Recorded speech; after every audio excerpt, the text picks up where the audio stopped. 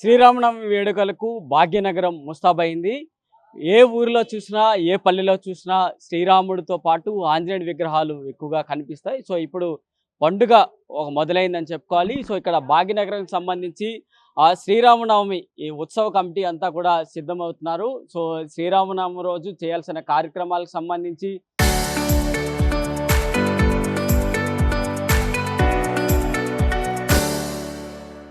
ఏ విధంగా ముందుకు వెళ్ళాలి అనే అంశాలన్నీ కూడా పూర్తిగా సిద్ధం చేసుకుంటూ ముందుకెళ్లారు. మరి శ్రీరామ రోజు ఏ విధంగా వేడుకలు ఉండబోతున్నాయి ఈనాటి అంశాలకు సంబంధించి ఇక్కడ భాగ్యనగరం శ్రీరామనవమి ఉత్సవ కమిటీ ప్రెసిడెంట్లు అందరూ కూడా ఉన్నారు. సో ఒకసారి ఇంత మాట్లాడదాం. సరే, ఏంటి భాగ్యనగరంలో శ్రీరామనవమి అంటే ఎందుకు అంత ప్రత్యేకత చూపించాలి?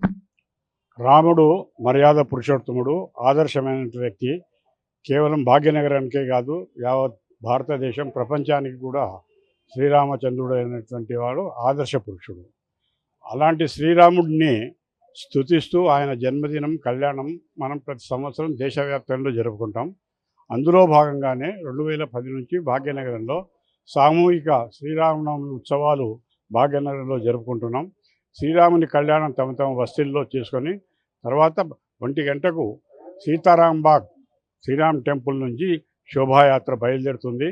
ఈ శోభాయాత్ర సీతారాంబాగ్, బోయిగూడ కమాన్, మంగళహాట్, ధూల్పేట్, జాలి హనుమాన్ మరియు గాంధీ స్టాచ్యూ, పురాణాపూల్, జుమెరాత్ బజార్, బేగం బజార్ ఛత్రి, చోడి బజార్ మరియు కిరాణా మార్కెట్ బేగం బజార్, బర్తన్ బజార్, సిద్దంబర్ బజార్, శంకర్శేర్ హోటల్, గౌలీగూడ గురుద్వారా మరియు గరుడ రామ్ మందిర్, పుత్లీబౌలి, ఉస్మానా మెడికల్ కాలేజ్ నుంచి ఆంధ్ర బ్యాంక్ దగ్గర సుల్తాన్ బజార్ దగ్గర ఇది కంక్లూడ్ అవుతుంది. దీంట్లో అన్ని వర్గాలకు చెందినటువంటి ప్రజలు, దళితులు అందరూ, మార్వాడీలు, తెలుగు మాట్లాడేవాళ్ళు అందరూ కూడా ఈ శోభాయాత్రలో పాల్గొంటారు.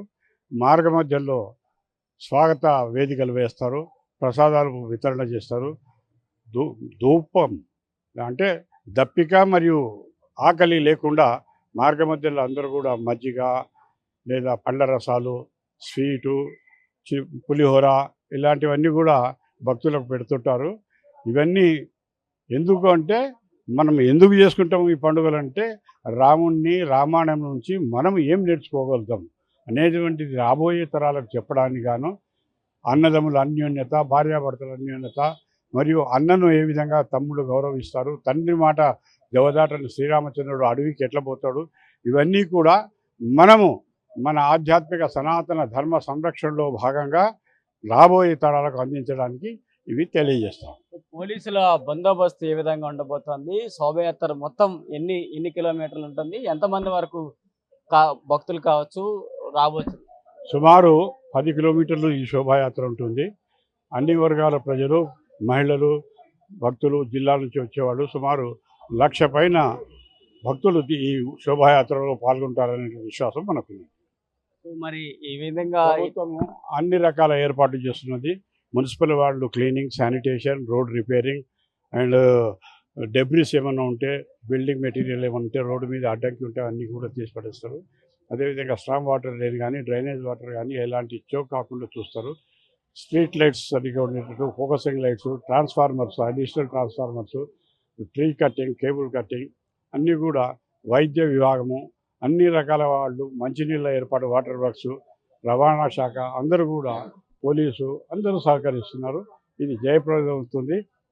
యావత్ తెలంగాణలో ఆదర్శంగా తీసుకుంటారు. మీరు చెప్పండి, ఈ శ్రీరామనవమి వేడుకలు హైదరాబాద్లో ఏ విధంగా సాగనున్నాయి? శ్రీరామనవమి ఉత్సవ సమితి, భాగ్యనగర్ శ్రీరామనవమి ఉత్సవ సమితి 2010 నుంచి పండుగ చేస్తున్నారు. శోభాయాత్ర మంచిగా ఉంటుంది.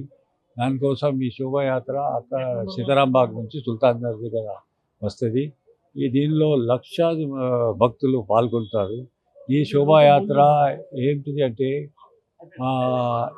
చాలా రామ్జీ అందరిది ఉన్నాయి. దానికోసం అందరూ పాల్గొంటారు. దానికోసం ఇక్కడ సుల్తాన్ దగ్గరలో చాలా భక్తులు వస్తారు. ఇంకా ముందు హనుమాన్ అంశాలు వస్తారు. ఇప్పుడు ఆంధ్ర బ్యాంక్ దగ్గర మా శోభాయాత్ర అయిపోతుంది. అక్కడ భజన ఉంటుంది, స్వామీజీ ప్రవచనం ఉంటుంది. అండ్ పోలీస్ ప్రశాసన్ మరియు జిహెచ్ఎంసి అందరూ మాకు సహకారం ఇస్తారు.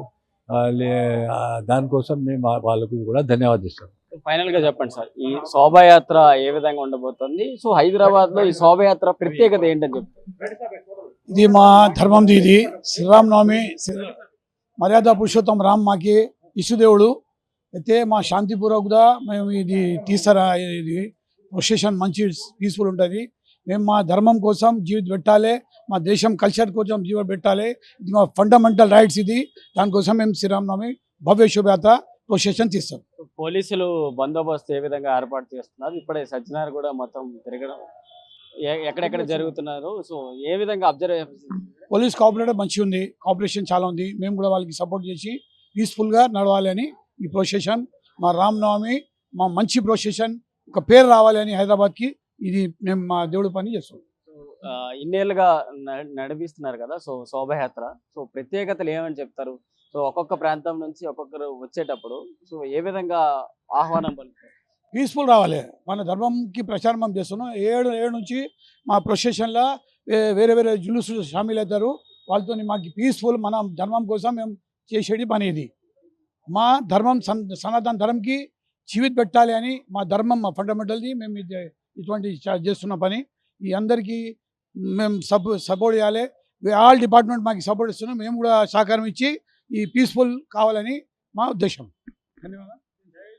శ్రీరామనవమి వేడుకలకు హైదరాబాద్ నగరం ముస్తాబైందని చెప్పుకుంటున్నారు. సో మొత్తంగా 27వ తేదీన ఆ శ్రీరామనవమి వేడుకలు సీతారాంబాగ్లో ముగిసిన తర్వాత అక్కడ కళ్యాణం అంతా జరుగుతుంది. సో జరిగిన తర్వాత ఊరేగింపుగా శోభయాత్ర కార్యక్రమం ఉండబోతుంది. సీతారాంబాగ్ నుంచి కోటిలో ఉన్న ఈ టెంపుల్ వరకు రాబోతున్నారు. దాదాపు 10 నుంచి 15 కిలోమీటర్ల ఈ పాదయాత్రలో సో వేలాదిగా లక్షలాదిగా భక్తులందరూ కూడా ఈ పాదయాత్రలో పాల్గొని శ్రీరాముడు ఏదైతే సనాతన ధర్మంలో చూపించిన అంశాలన్నింటినీ కూడా పాటిస్తూ ఈ శోభయాత్ర ముందుకు నడుస్తుందంటూ కూడా ఈ నిర్వాహకులు అయితే తెలుపుతున్నారు.